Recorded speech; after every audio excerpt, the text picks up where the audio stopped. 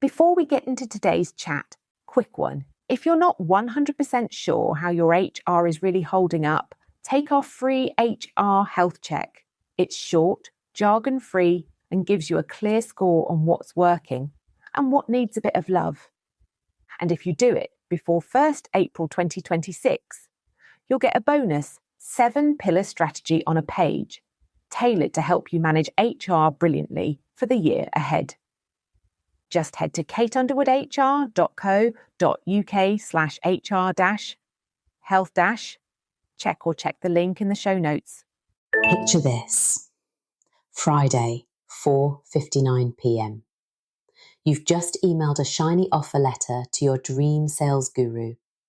5 minutes later, finance screams, freeze all hiring, cash flow chaos.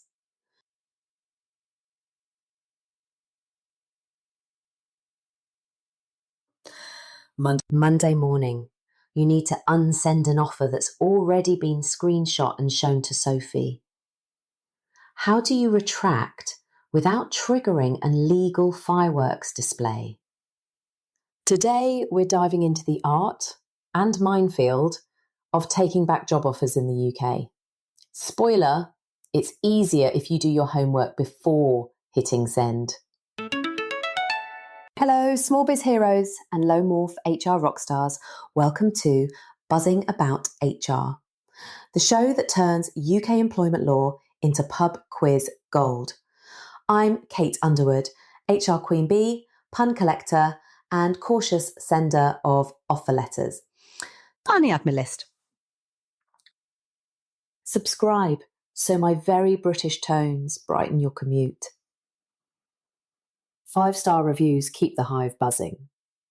Email your curly HR questions to buzz@kateunderwoodhr.co.uk. No query too weird. We've seen Can I Hire My Dog? Part 1. Job Offers 101. The Legal Basics. Conditional versus unconditional offers. First, know what beast you created. Conditional offer, you're hired if X happens. X might be satisfactory references, right to work proof, DBS clearance, medical or board approval. Until X lands, the contract isn't binding. Unconditional offer, you're hired, no strings. Candidate accepts, bang, contract formed even if they haven't started. Pro tip, slap conditions on like SPF 50. Timing is everything. Offer stage, you control the narrative. Acceptance received, a contract may exist. Candidate resigns old job, relying on you. Expect compensation talk if you bail. Key law bits. Breach of contract, limited to notice/pay they'd have earned during notice, or time to first salary. Reliance damages, extra costs the candidate incurred, like relocation, if foreseeable. Discrimination, unlimited awards, if the retraction smells of protected characteristic bias. When can you pull the plug? Let's separate legit reasons from dodgy excuses. Acceptable grounds. Candidate fails a right to work check. Unsuitable references or falsified CV. Medical or DBS outcome makes them unfit for safety or legal reasons. Legitimate business collapse. Role genuinely disappears before start. High risk territory. The MD changed their mind. We found someone cheaper. Anything that coincides with learning the candidate is pregnant, disabled, or over 55. That's a tribunal invitation with cocktails.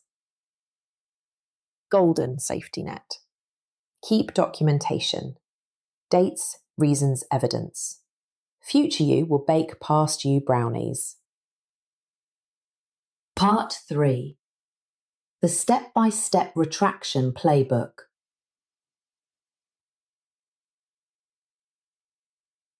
Pre-flight checks. Reread the offer letter, spot every condition. Confirm if the candidate formally accepted. Email, "Thanks, I accept," counts. Gather evidence of the fail point. For example, reference email, DBS result, budget memo. The conversation. Pick up the phone. Humans before paperwork. Be honest, concise, and empathetic. Example line.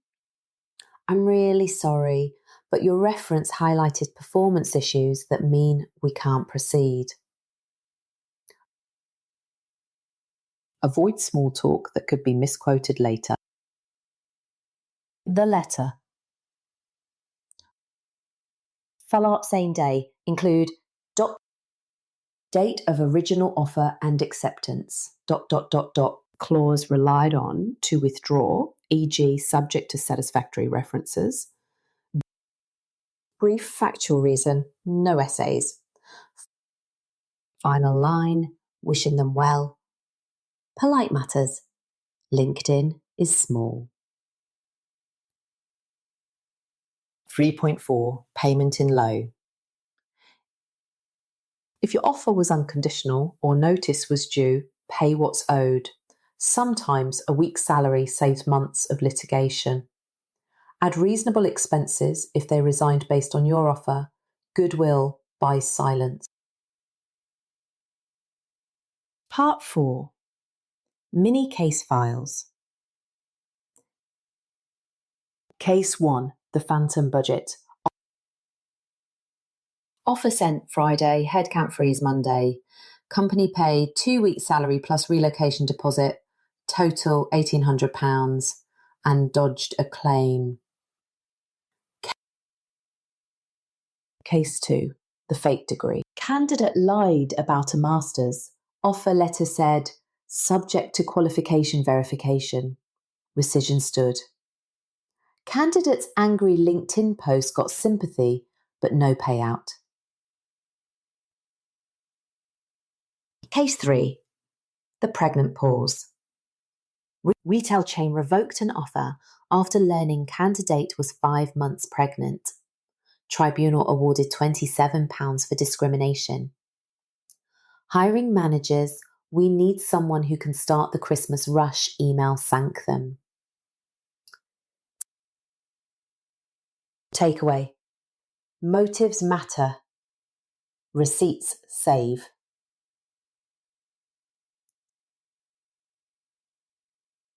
Part 5. Myths that need swatting.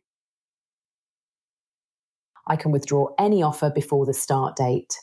Only if it was truly conditional and the condition failed. If I pay a week's wages, I'm safe. Not from discrimination claims, those are uncapped. Verbal offers don't count. They absolutely can form a contract if the terms are clear and acceptance happens. I can stay vague about the reason. Vague today, tribunal tomorrow, specific beats slippery. Part 6. Buzz list takeaways. Make job offers conditional. References, right to work, vetting, budget sign-off. Delay offers until final approvals are genuinely final. If you must retract, act fast, be clear, and follow up in writing at slight glow. Pay anything contractually owed. Sometimes goodwill money is cheaper than ACAS conciliation. Document your lawful reason. Future you will sleep better. Part 7. Hivemind Q&A. Right, mailbag time, fresh cuppa in hand. Let's tackle your top queries. Question 1. Can I retract because our biggest client just cancelled a contract? Answer: yes. If the role genuinely disappears and you move quickly, a goodwill payment, for example, a week's wages or any relocation costs, softens the blow and shows you're acting fairly.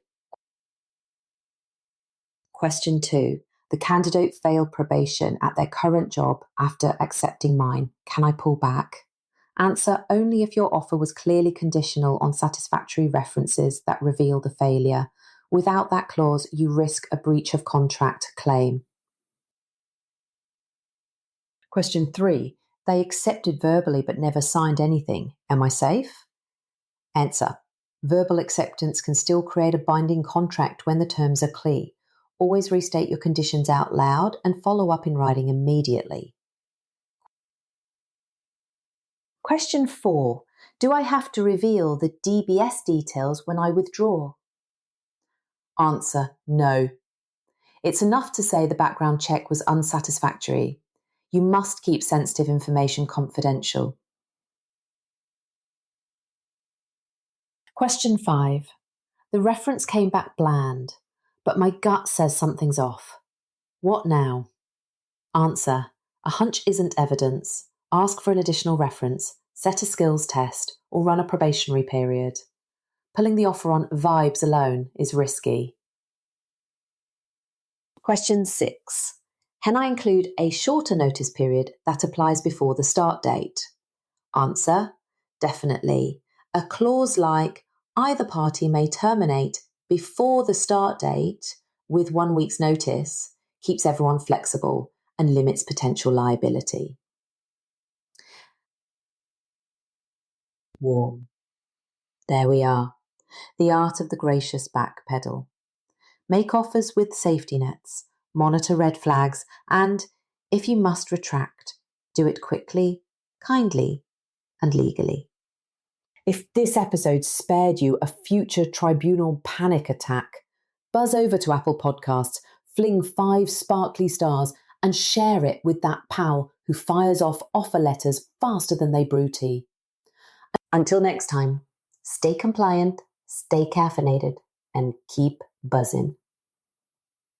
That's it for today. But if you fancy a bit of friendly HR advice in your inbox with zero waffle, come and join our newsletter. We send out bite-sized tips, plain English updates, and handy things you'll actually use. No spam, no fluff. You can sign up at kateunderwoodhr.co.uk/newsletter-sign up or just hit the link in the show